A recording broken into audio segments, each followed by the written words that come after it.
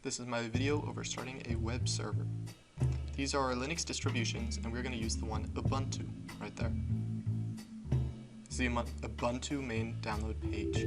There are multiple options for an Ubuntu server, but we're going to use the stable alternative release right here at the bottom, LTS 20.04. This is a long supported version and a very stable and reliable version. Download the ISO file and input it into a boot disk maker, like this one here, Rufus. It allows you to create a bootable disk onto a computer. For this, I'm using a DVD instead because it is a pretty old computer and I already had it in DVD format. This is the setup with a keyboard, a monitor, an Ethernet cable, and the power. That's usually where the server sits, right back there. While pressing escape on startup, it shows me the boot menu options, and I choose the CD option at the bottom there, after inputting the CD.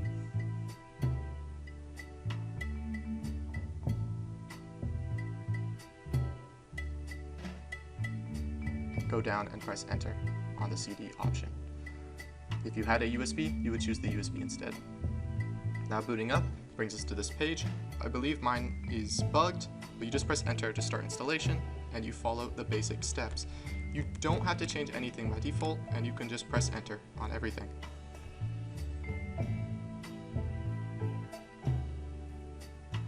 Here you input credentials for the server. You'd like name, server's name, username, password. Here you enable the SSH server option, which will need to connect from another computer later.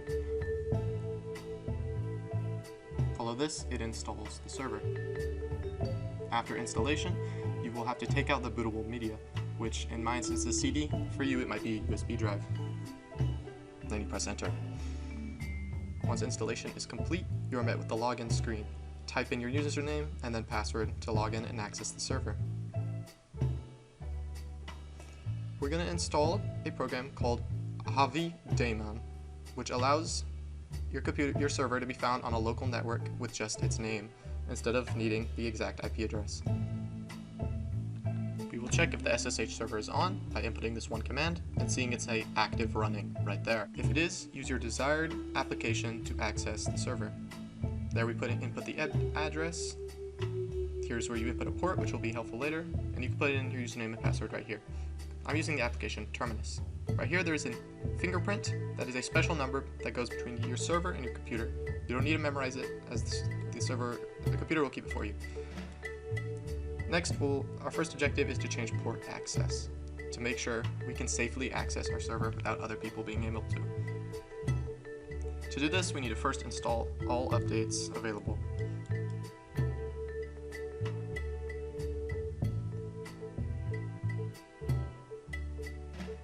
Once that is completed, we will allow the firewall SSH, which is what we need to access the server, the port that we will access it through, 3345 in my instance, and enable the firewall.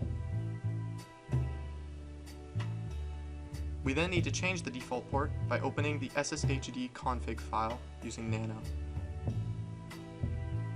Using this, we get rid of the hashtag and change the default port to 3345. We then restart SSH and enable the firewall.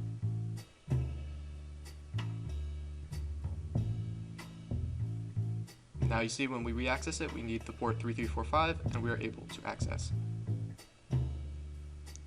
You can see right there that it is open. 22 port is still open though, so we will need to delete it.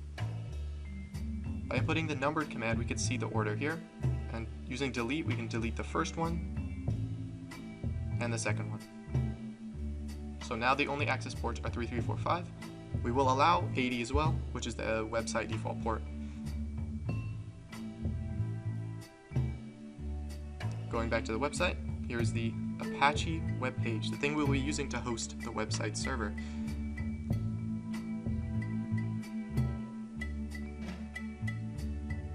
You'll need to sudo apt install Apache 2, which will quickly-ish download the Apache 2 files.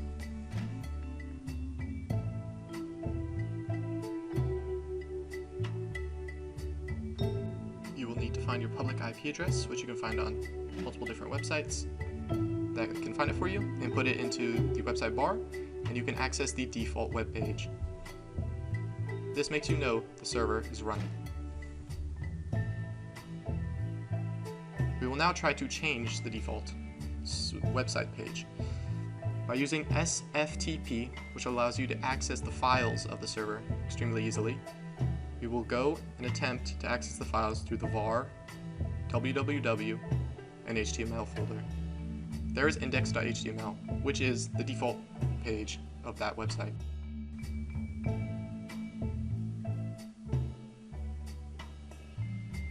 As you see, when we try to delete it, we do not have permission. We will need to add our user to the permission group. To do this, we will mod the user into the www.data group. And you can see right there, we are now in www.data.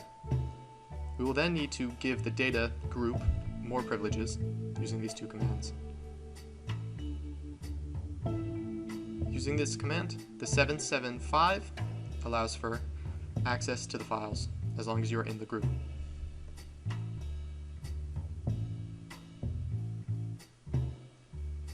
Now accessing it again, as you can see, we can now delete the default page. And here I go replace it with the new page I created just for this class.